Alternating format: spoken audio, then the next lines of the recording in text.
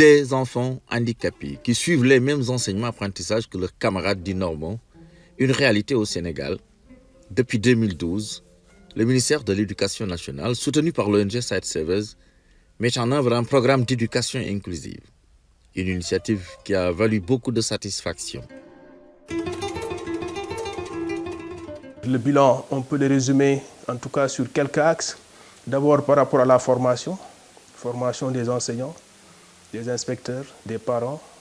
Le projet avait développé beaucoup de modules, des modules de formation pour les capacités, surtout sur le braille, la psychologie de l'aveugle, entre autres, la protection de ces enfants. Beaucoup de modules ont été en tout cas développés pour accompagner les enseignants.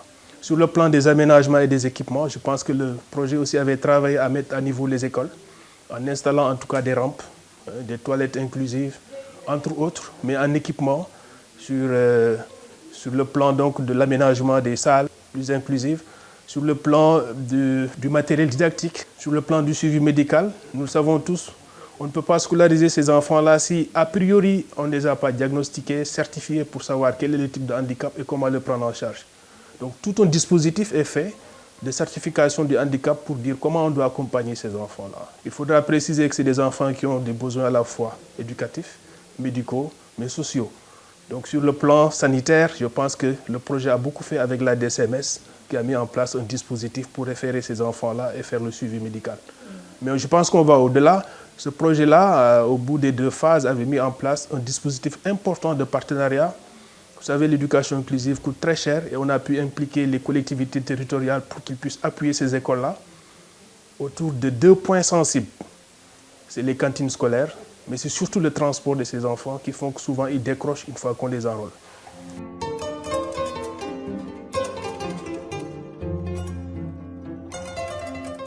Beaucoup de résultats satisfaisants. Dans la commune de Kaolack, par exemple, les élèves de CM2 porteurs de handicap ont réussi brillamment à l'examen du CFE et au concours de l'entrée en 6e, malgré des conditions parfois difficiles. Comme les autres, il y a des maîtres qui sont formés en braille et qui, par exemple, en classe de CM2, les soirées des lundis, mercredis et vendredis, reçoivent ces élèves-là et qui constituent peut-être des répétiteurs et qui les aident dans vraiment pour relever le niveau de ces élèves-là. Et c'est pourquoi on a en 2023 eu 5 candidats, 4 enfants déficients visuels et une fille déficiente auditive. Et ces 5 qu'on avait présentés à l'entrée en 6e au CFE ont réussi et aujourd'hui ils sont à Tafsir Mignane Sarr. Globalement, vraiment ils se débrouillent très bien et on constate une volonté vraiment réelle. Et au sortir du premier semestre, le suivi nous a montré que des 7 élèves qui sont là, les 5 ont la moyenne. D'ailleurs, la meilleure élève en 6e est Aminata Thiam, donc avec une moyenne de 17,32. Aminata Thiam, malvoyante, puisque c'est d'elle qu'il s'agit, a véritablement réussi à pousser les limites. Par une voiture. Aussitôt, on appela les sapeurs-pompiers.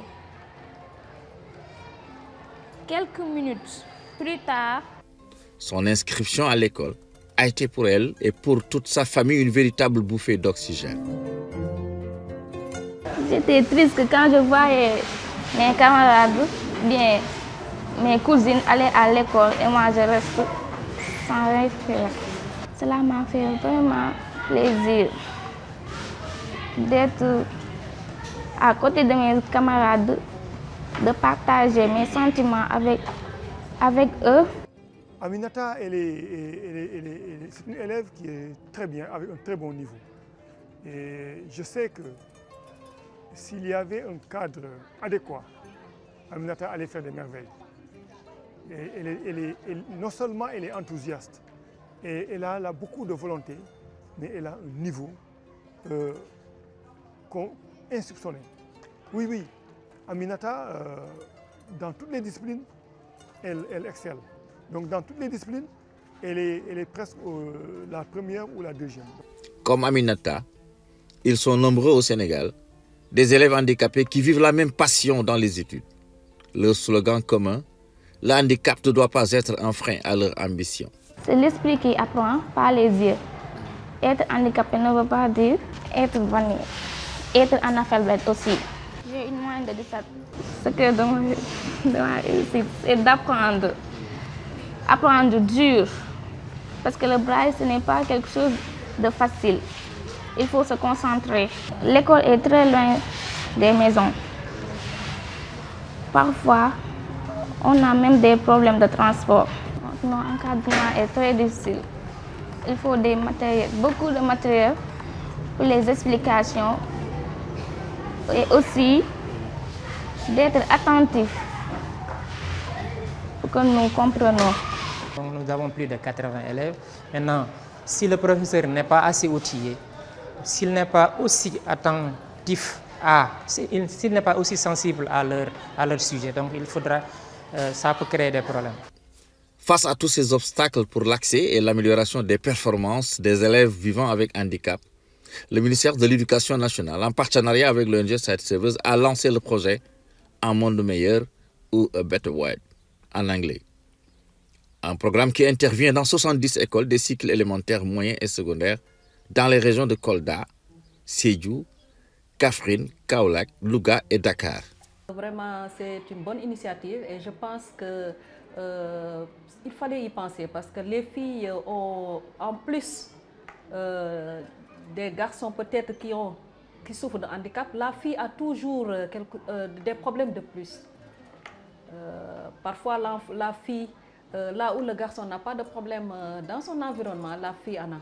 Donc, le fait de vraiment mettre l'accent sur ces filles-là, je pense que c'est une très bonne chose. C'est un projet qui est venu à son heure parce qu'on a constaté auparavant qu'il y a beaucoup de filles qui décrochaient, qui abandonnaient l'école parce que les conditions qu'il fallait n'étaient pas réunies. C'est pourquoi ces enfants-là, on doit les prendre en charge sur beaucoup de facteurs. D'abord sur leur hygiène propre, parce que c'est des enfants qui sont presque en adolescence et commencent à vivre la menstruation. Et ces enfants-là, si ces élèves sont dans une école où il n'y a pas de toilettes appropriées, ces enfants vont finir par perdre ou bien par démissionner de l'école.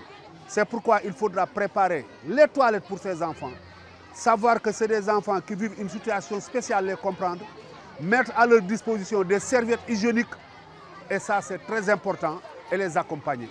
Si par-dessus tout, ces enfants sont handicapés visuels maintenant, on doit encore davantage augmenter ces promesses que nous faisons envers eux. Quand les élèves quittent l'élémentaire, naturellement, ils vont au niveau de l'enseignement moyen. Et il n'y a pas principalement un dispositif vraiment pour les accueillir. Donc si ce projet maintenant accompagne ces élèves-là, nous ne pouvons que s'en féliciter.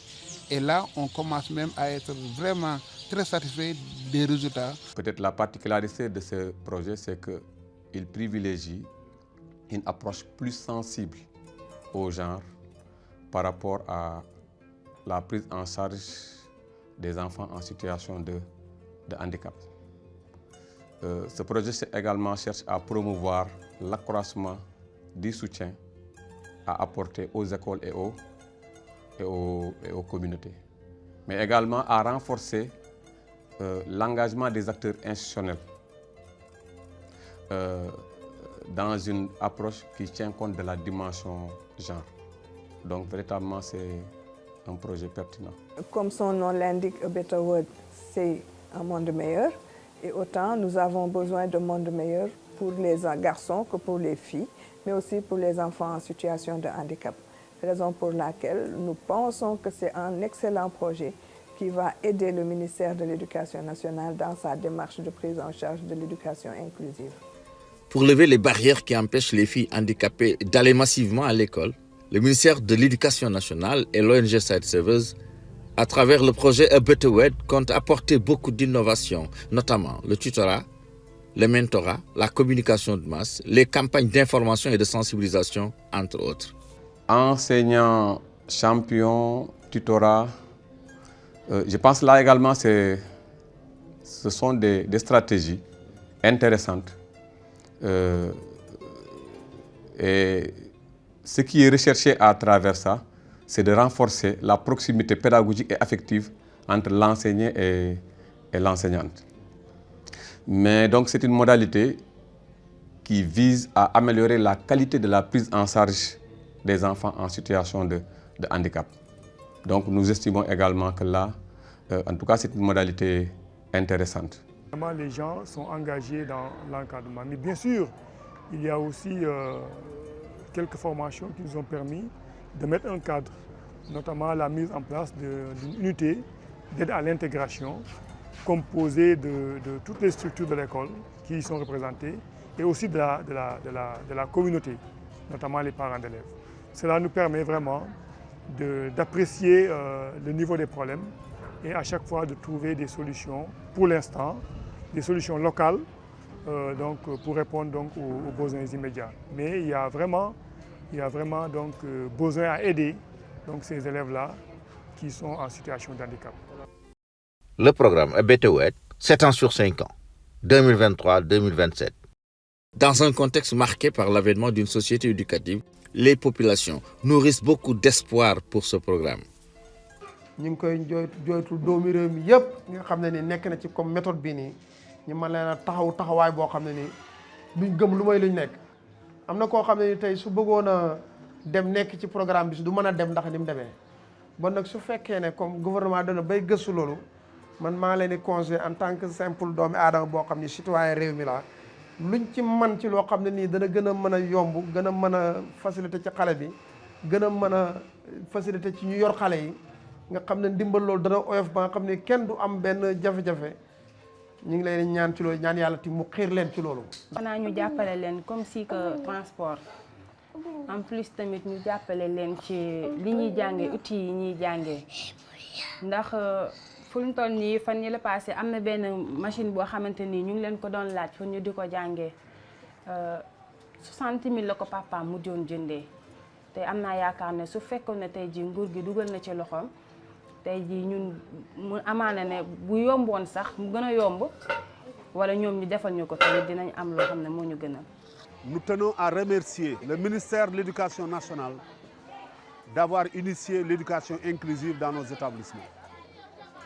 Parce qu'auparavant, ces enfants dits handicapés étaient laissés en rade dans les maisons et ils n'étaient associés à de rien du tout.